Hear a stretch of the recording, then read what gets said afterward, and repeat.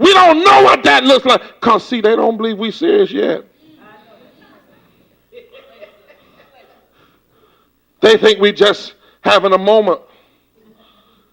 And it's up to us to prove that something fundamentally different is going on. Somebody now is really interested, not about what's politically feasible, but what's morally and constitutional right. Now that I mentioned this morality, it leads me to talk a little bit about why I come here to represent a larger agenda, also as a person of faith and as a preacher. Within the notion of prophetic spirituality, as Desmond Tutu calls it, or called it in South Africa, addressing issues of righteousness and injustice in the social arena on behalf of the vulnerable and the oppressed, the disenfranchised, the poor, against disparities and injustices and violence of society is fundamental to what it means to be a person of faith. So in this vein of morality, expands beyond the mere categories of personal attitudes and personal actions to the issues of economics, labor rights, educational opportunity, and the fight against social disparities, which cut at the very heart and soul of our humanity and common life together. In other words, I don't know how to be a person of faith without challenging structures of injustice. I don't understand. I don't know how to be that. And in this view, as Jim Wallace has said, listen, the budget is a moral document. So when I hear my friends Christopher Simon and others in Policy Watch just this week talking about legislation that will open up the budgeting process, so that and giving legislators a week or two to review it before they have to vote on it, and making sure that there's an open budget process where everybody knows what's going on and can hear, for me, that's not just a political notion, but that's a faith notion within this framework of prophetic spirituality that says whatever's done in the darkness must come to the light.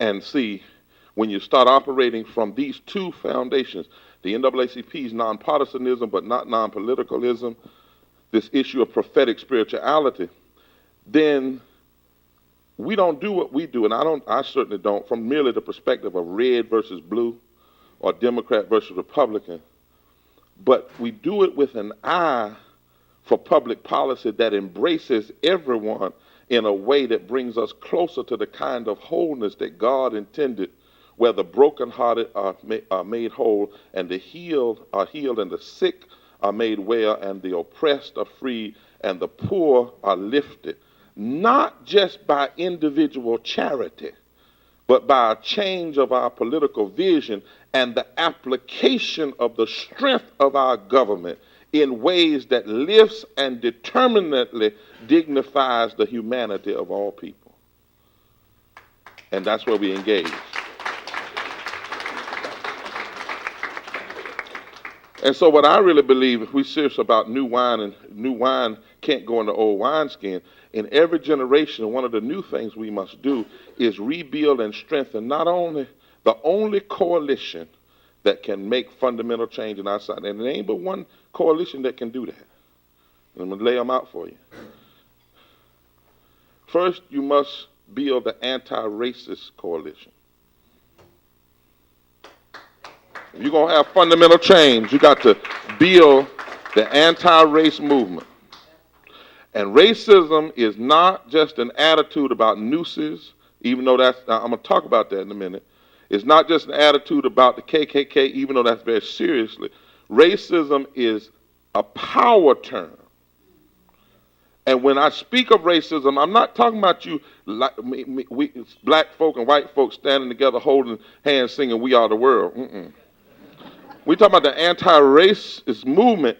We're talking about those that, black or white or Hispanic or whoever they are, who are willing to engage structural disparities that we know are dominated by notions of race. like resegregation of our public schools, that we know directly impacts the fact that we have now 92 high schools in North Carolina that are not giving a constitutional education to all of their students, because there are 92 now that where more than 55% of the kids are failing. And we know that those schools are 99% of those schools are 80% resegregated. We know that. Like the fact that African Americans spend one for every $7 in North Carolina, but make up less than 1% of all the state contracts. That's what I'm talking about when I'm talking about racism. Like the challenges to minority districts that are going on right now, where you have this challenge saying that if African Americans are elected in districts that are less than 51% black, then those districts no longer need to be considered majority minority districts and need to be cut up and disbanded, and that they're unconstitutional. That's happening right now. That's what I'm talking about, racism. I'm deeply concerned about the news. I'm deeply concerned about the fact that we got 33 active hate groups in North Carolina. But what I'm more concerned about is when their attitudes find themselves continuously infused into public policy by those who would not claim to be with them. But they are with them if they don't stand up and deal with this public policy that's inherently racist.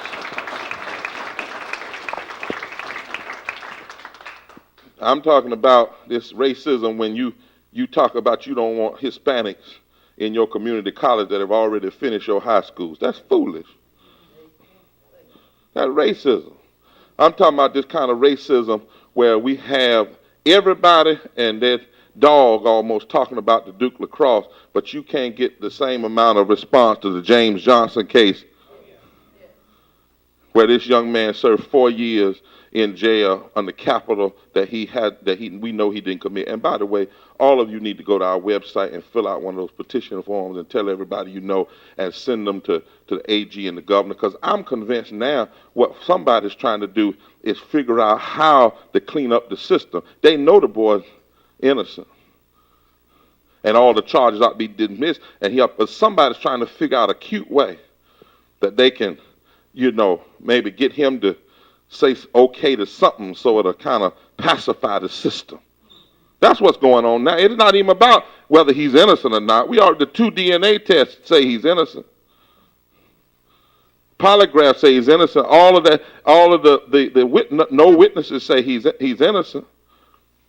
The killer said he's innocent. The lawyer, the killer, said he's innocent. The psychologist of the killer said he's innocent. But North Carolina does not want to have to say it was wrong again, and especially doesn't want to have to say it's wrong to a black boy from Wilson. Doesn't mind saying it's wrong to white rich kids from New York.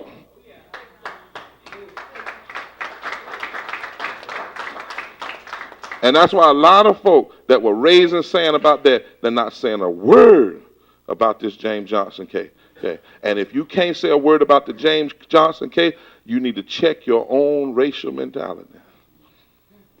Check it. So you got to have the anti-racist movement. Then you've got to have the anti-poverty movement. You got to hook that coalition got to be hooked together. And when I talk about anti-poverty, I'm talking about those who believe in workers' rights, those who believe in living wages, those who believe in the fundamental principles of people being able to, as you say, get a day, hour's wage for hour's work with dignity. Those who believe that you got to have something more than work, because slavery was work. So you got to have something more than work. And then the third thing, you got to have the anti-war.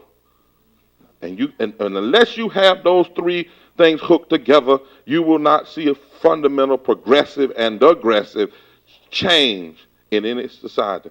And anti-war is not some of that movement will be complete pacifists, and some will be pragmatists.